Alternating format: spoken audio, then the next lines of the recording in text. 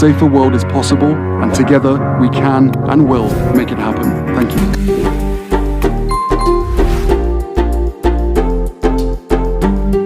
When you show up in community, you find that group that makes you feel like home, but oftentimes you also find yourself again.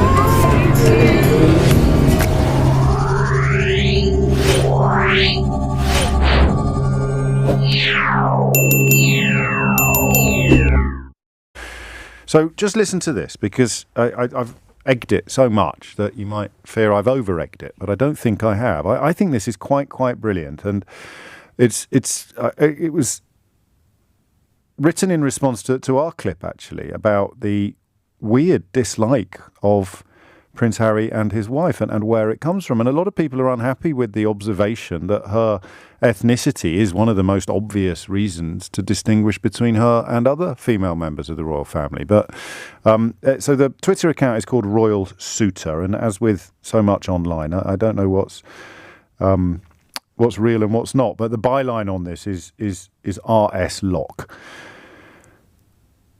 Pay attention. This is really important. It's only a 3-minute read, and I'll share it with you now, because I felt pennies dropping as never before when I read this. So we'll start at the top again.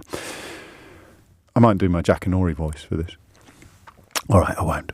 Imagine a society founded on a class structure with the brackets white, close brackets, and the brackets are important, British royal family at the top as determined by birth and by blood, right? Don't have to imagine it, that's what we've got.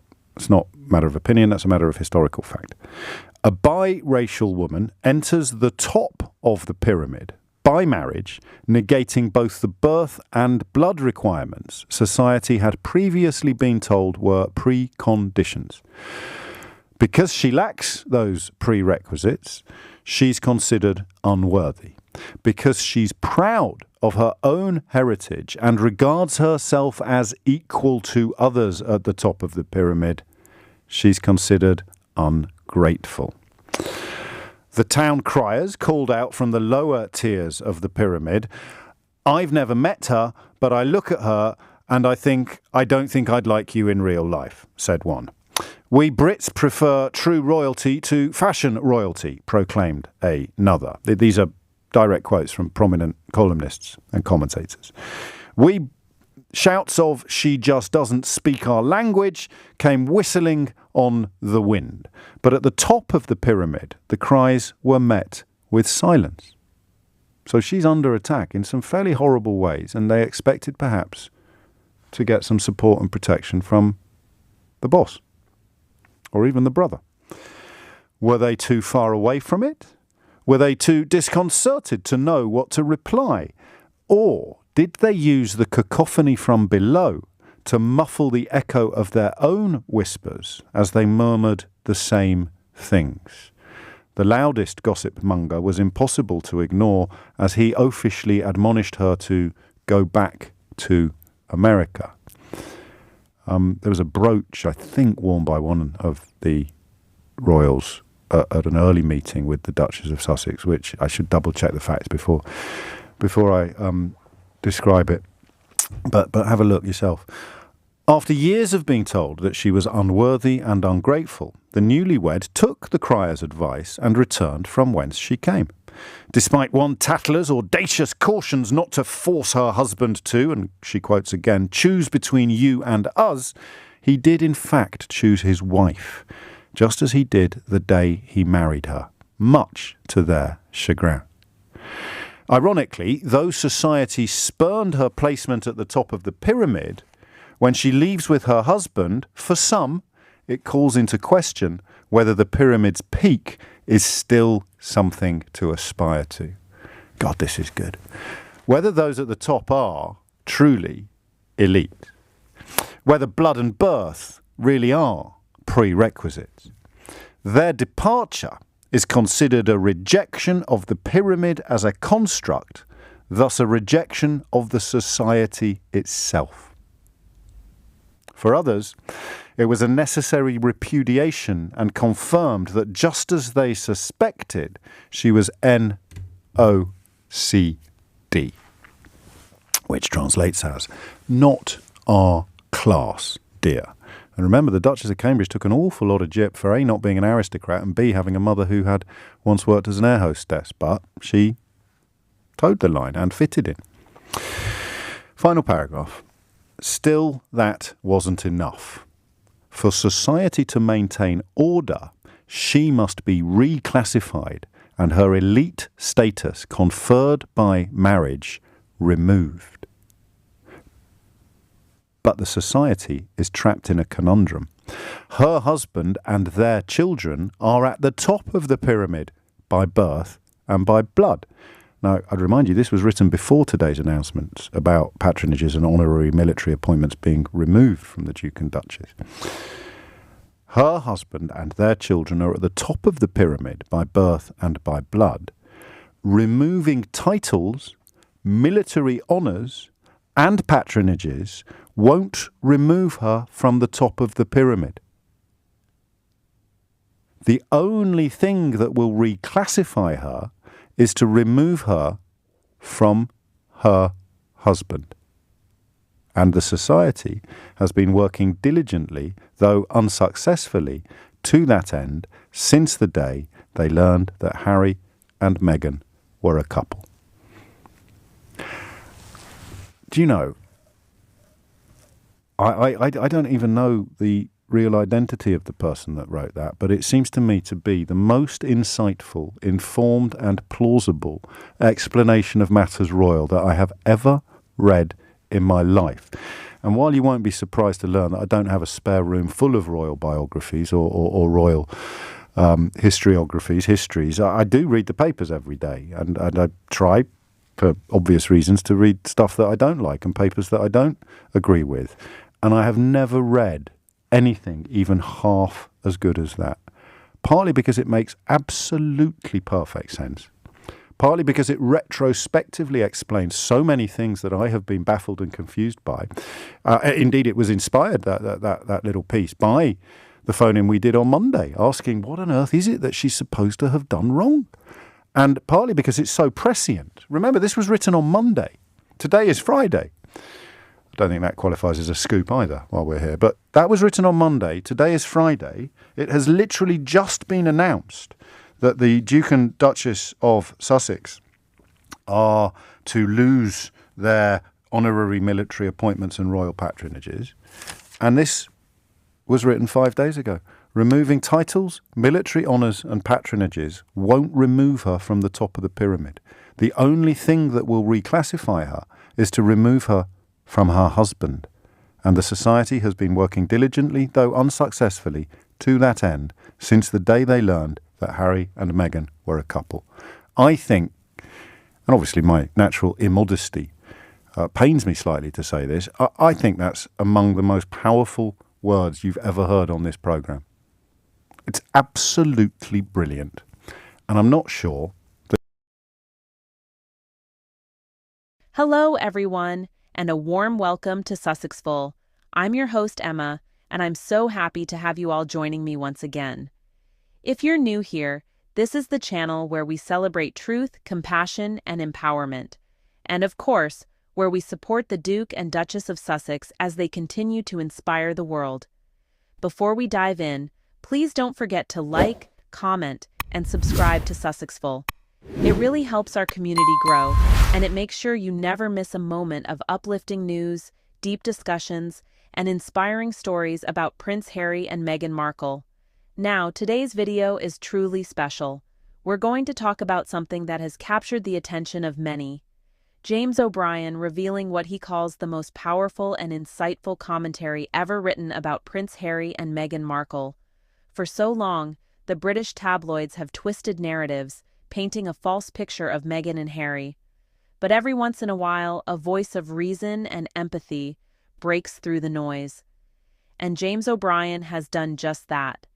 His take on the Sussexes isn't just insightful, it's refreshingly honest, deeply human, and full of understanding for what this couple has endured in the public eye. We'll be breaking down exactly what he said, why it matters, and how it completely changes the way many people view Meghan and Harry's journey. From the media's relentless attacks to the strength and grace they've shown through it all, this commentary feels like a long overdue breath of truth. And let's not forget, this is exactly why Sussexful exists. We're here to shine light on the real stories, to uplift Meghan and Harry's message of kindness, and to remind the world that empathy and integrity always triumph over hate and hypocrisy. So grab your cup of tea, settle in, and let's take a closer look at what makes James O'Brien's words so powerful, and how they reflect the resilience, dignity, and love that define Prince Harry and Meghan Markle. And as always, I'd love to hear your thoughts, so be sure to share your opinions down in the comments. What did you think of James O'Brien's perspective? Do you believe the media will ever truly give Meghan and Harry the fairness and respect they deserve? Let's discuss it all below. All right, let's get into today's story, because trust me, this one is worth every moment. The truth behind the Sussex narrative, James O'Brien's unfiltered perspective. James O'Brien, the renowned British radio host, has consistently demonstrated an extraordinary ability to dissect the complex narrative surrounding Prince Harry and Meghan Markle with surgical precision and unwavering intellectual honesty. His commentary cuts through the sensationalist media noise, offering a nuanced understanding of the couple's struggles with the British establishment and tabloid culture. O'Brien's analysis goes beyond mere gossip, instead examining the deeper systemic issues of racism, media manipulation, and institutional prejudice that have characterized the Sussexes' experience. By consistently challenging listeners to view the situation through a lens of empathy and critical thinking, he has emerged as a rare voice of reason in a landscape typically dominated by reactionary and sensationalist discourse, providing a balanced perspective that humanizes Harry and Meghan while simultaneously critiquing the toxic media environment that has persistently targeted them. Navigating humanity in the spotlight, the Sussex saga of empathy and understanding.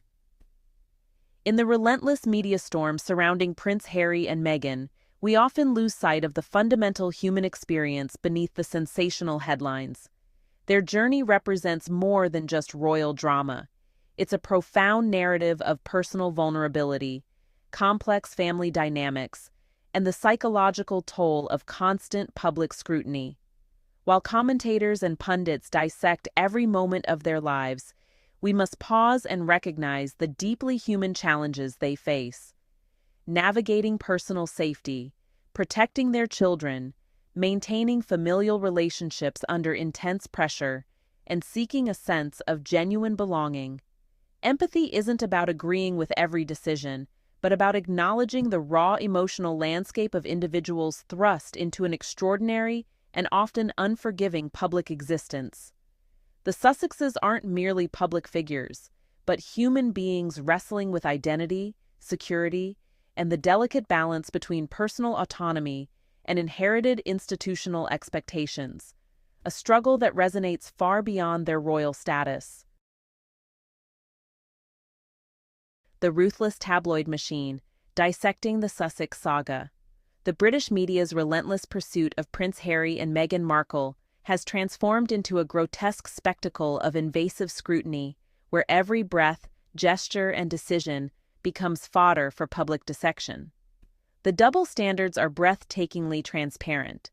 While other royals are afforded gracious privacy, the Sussexes, particularly Meghan, are subjected to a microscopic examination that oscillates between malicious speculation and outright character assassination. This unremitting negative publicity isn't just journalism, it's a calculated campaign that seems designed to undermine their every move, painting them as perpetual outsiders who dare to challenge the institutionalized narratives of the royal establishment. The consistent drumbeat of critical coverage reveals more about the media's inherent biases and systemic racism than it does about Harry and Meghan themselves, creating a toxic environment where their most personal struggles are commodified into clickbait headlines and sensationalist narratives that strip away their humanity, reducing them to mere entertainment products to be consumed and discarded at will.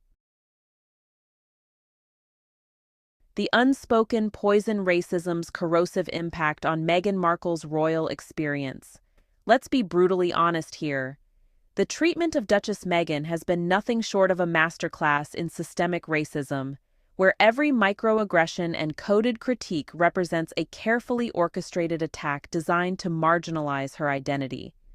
The British media's relentless campaign has consistently weaponized racial stereotypes, transforming her every action into a potential controversy, from her strong, independent personality to her biracial heritage, which seemingly threatens the centuries-old white institutional narrative of the British monarchy.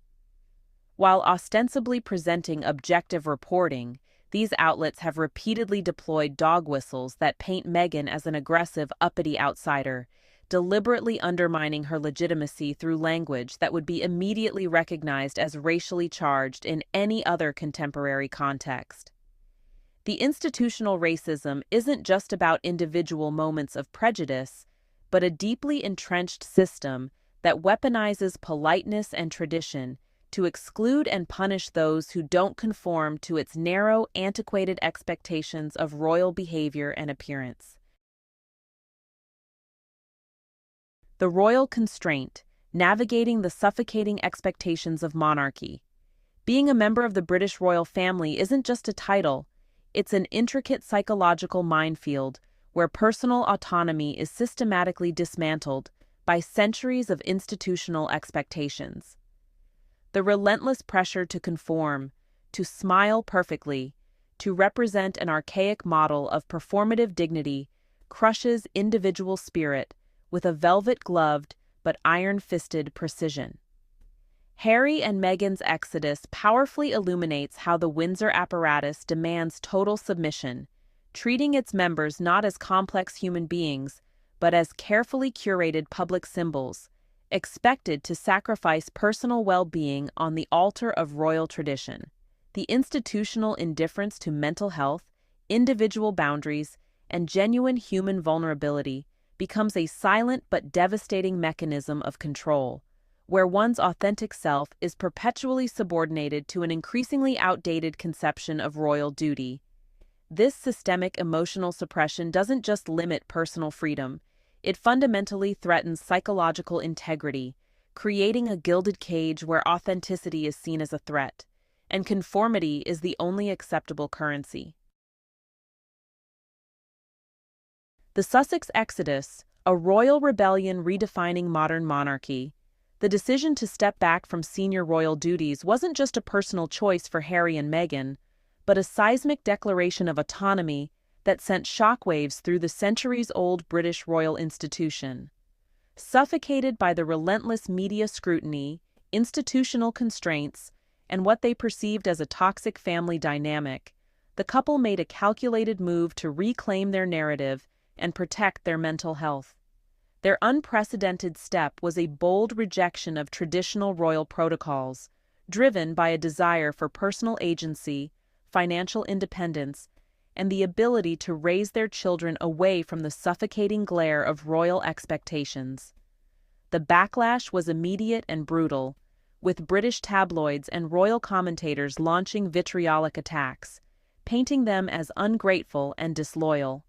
Yet Harry and Meghan remained resolute, choosing their family's well-being over institutional loyalty, effectively challenging the archaic structures of royal life and signaling a profound generational shift in how public figures might define their own boundaries and sense of purpose.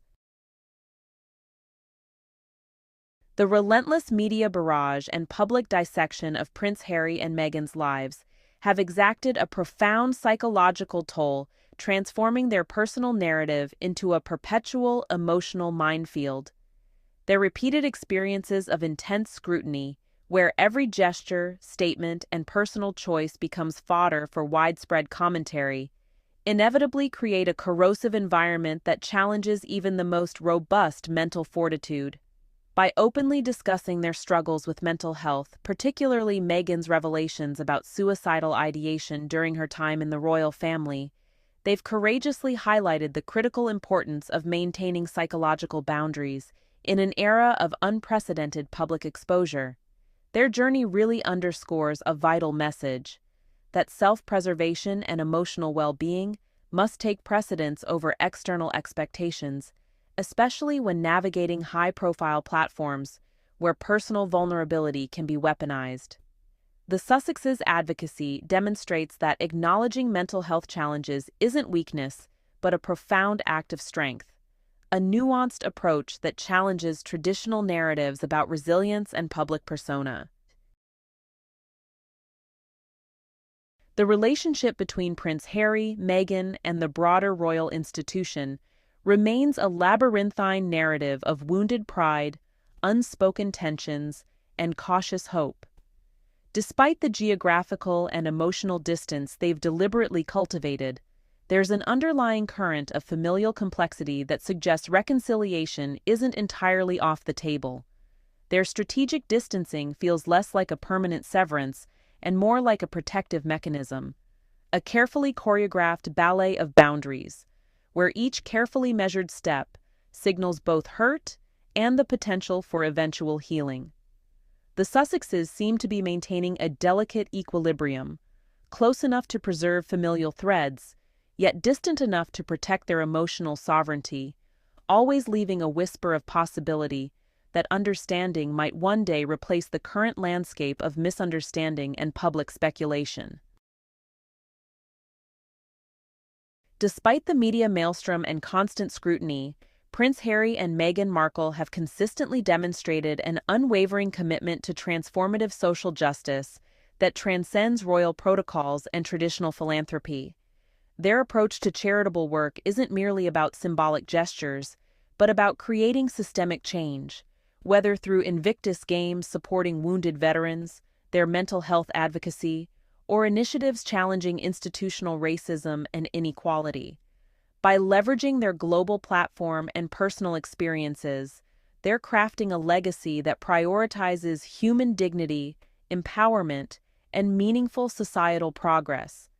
Their ventures like Archewell aren't just brand-building exercises, but strategic attempts to inspire generational change, showing their children and the world that compassion, authenticity, and moral courage can be powerful tools for global transformation.